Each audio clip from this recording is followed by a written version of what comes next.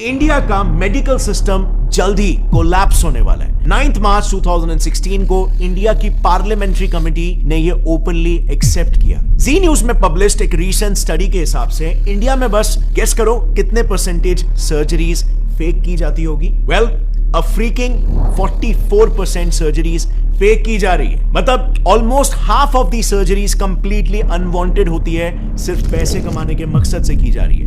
इसी रिपोर्ट ने इन सर्जरीज को बाइफरकेट करके भी बताया था कि कौन सी सर्जरियां हैं। इंडिया में होने वाले 55% heart surgeries, 48% uterus surgeries, 47% cancer surgeries, 48% knee replacement surgeries, 45% C section surgeries completely unnecessarily हो रहे हैं, सिर्फ पैसे ऐंठने के मकसद से।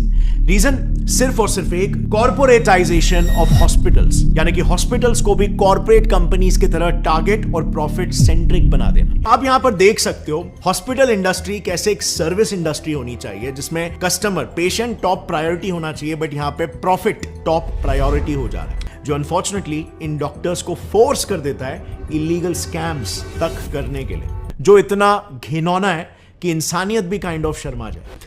टाइम्स ऑफ इंडिया ने ऐसे कई सारे केसेस पर एक रिपोर्ट पब्लिश की है, जिसमें डॉक्टर्स डेड पेशेंट्स को भी जिंदा बताकर उनके ट्रीटमेंट्स चालू रखते हैं ताकि ज्यादा से ज्यादा पैसे बनाए जा सके। तो एक महीने तक जो बच्चा मर चुका था उसे जिंदा बताया गया और वेंटिलेटर पर रखा, खर्चा जनरेट किया।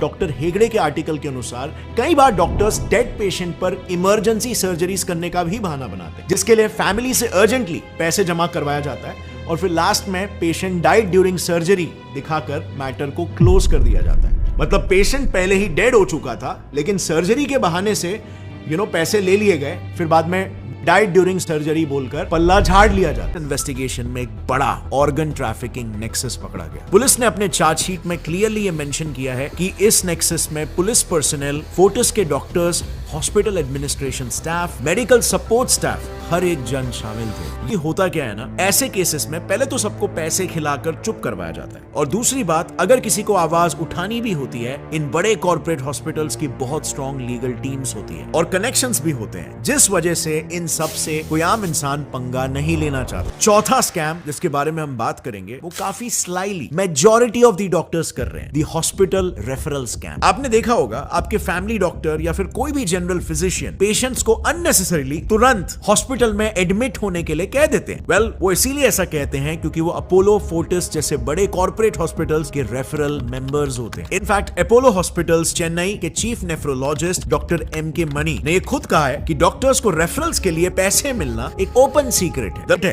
अपने पास आए पेशेंट को कुछ हुआ हो या नहीं हुआ हो, बस हॉस्पिटल में भर्ती होने के लिए भेज दो, और ऐसा करने पर उनको रेफरल अमाउंट मिलता है, जो सीधे डॉक्टर्स के अकाउंट्स में प्रोफेशनल चार्जेस के नाम पर एकदम लीगली क्रेडिट कर दिया जाता है। अब इस तरीके से बेसिकली ये प्रोसेस किसी भी गवर्नमेंट एजेंसी के नजर में नहीं आता, but again doctor M.K. Money ने इस बात की 1995 में ही मेडिकल काउंसिल के पास पूरे प्रूफ के साथ कंप्लेन की थी, बट एज एक्सपेक्टेड इस पे कोई भी लीगल एक्शन नहीं लिया गया। अब फ्रेंड्स, अगला स्कैम है तो काफी सिंपल और इजी, बट इससे डॉक्टर्स करोड़ों का प्रॉफिट अर्न कर रहे हैं, द डायग्नोसिस स्कैम। सो दिसंबर 2017 की ये बात है, जब इनकम टैक्स डिपार्टमेंट ने बैंगलोर के कुछ डायग्नोसिस लैब्स को रेड किया था, तो उन सभी लैब्स के पास करीब 100 करोड़ का अनडिस्क्लोज्ड इनकम बरामद हुआ। फर्दर इन्वेस्टिगेशन से पता चला कि ये 100 करोड़ रुपए का अमाउंट लैब्स ने डॉक्टर्स को रेफरल्स देने के लिए रखा था। लैब्स, यही डायग्नोसिस लैब्स,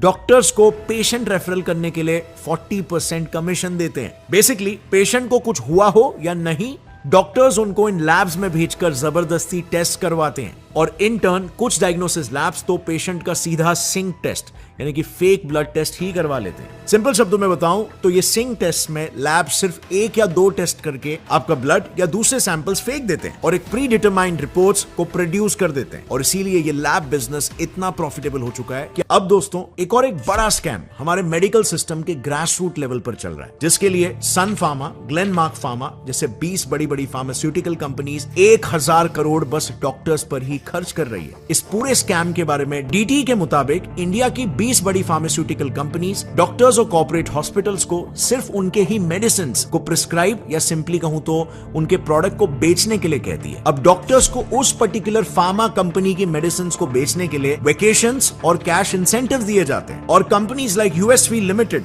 हर डॉक्टर को 3 लाख कैश ऑस्ट्रेलिया ट्रिप या वैंकूवर ट्रिप जैसे ट्रिप्स ऑफर करती है। अब यहाँ पर हॉस्पिटल्स और फार्मा कंपनीज का एक अलग ही नेक्सस चल रहा है। हॉस्पिटल्स तो सीधा उनके प्रॉफिट शेयरिंग पार्टनर्स है। अब इस स्कैम को इंडिया टुडे ने 2017 में एक्सपोज किया था। उन्होंने ये पाया कि फार्मा कंपनीज हॉस्पिटल्स को डिस्काउंटेड रेट्स पर मेडिसिन बेचती है। उन मेडिसिन को hospitals literally double triple prices पर पेशेंट्स को सेल करते हैं। इंडिया टुडे ने इसका प्रूफ देते हुए बताया कि एमक्योर ऑन्कोलॉजी फार्मा अपनी टेमीक्योर 250 mg मेडिसिन एक अमृतसर बेस्ड कैंसर हॉस्पिटल को 1950 रुपीस में बेचती है और वही मेडिसिन वो हॉस्पिटल पेशेंट्स को 18,647 रुपीस का सेल करता है और ऐसा सभी हॉस्पिटल्स करते हैं।